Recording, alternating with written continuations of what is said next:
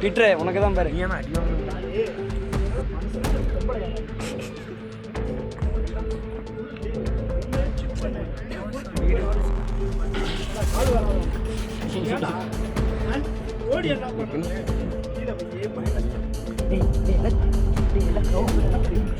பள்ளிகளுக்கிடையே நடந்த கால்பந்து போட்டியில தோல்வியடைஞ்ச மாணவர்களை ஷூ கால்களால எட்டி உதைச்சு தகாத வார்த்தைகளால திட்டின ஆசிரியருடைய வீடியோ சமூக வலைதளங்கள்ல வெளியாகி வைரலான சூழல்ல அந்த ஆசிரியர் இப்போ சஸ்பெண்ட் செய்யப்பட்டிருக்காரு.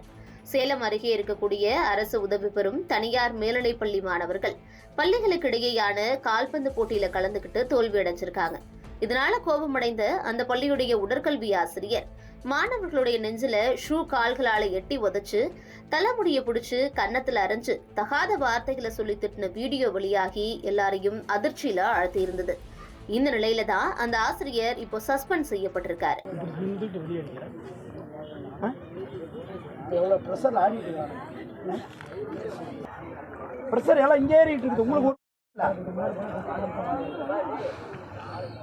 சேலம் மாவட்டம் மேட்டூர் அருகே குளத்தூர்ல அரசு உதவி பெறும் மேல்நிலைப் பள்ளி இருக்கு.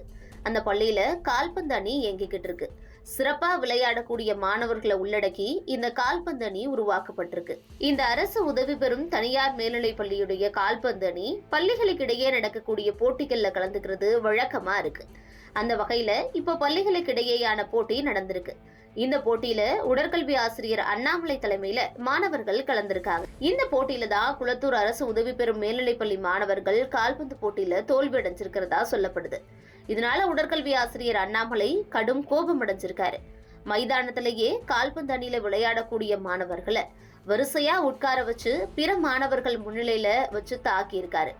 ஷூ கால்களால அவர் மாணவர்களுடைய வயிறு மற்றும் நெஞ்சு பகுதிகளில் எட்டி உதைச்சிருக்காரு. இதுல மாணவர்கள் தரையில அமர்ந்த நிலையிலேயே கீழே விழுந்திருக்காங்க. அது மட்டும் இல்லாம தலைமுடிய பிடிச்சு மாணவர்களை கன்னத்துல அரைஞ்சிருக்காரு.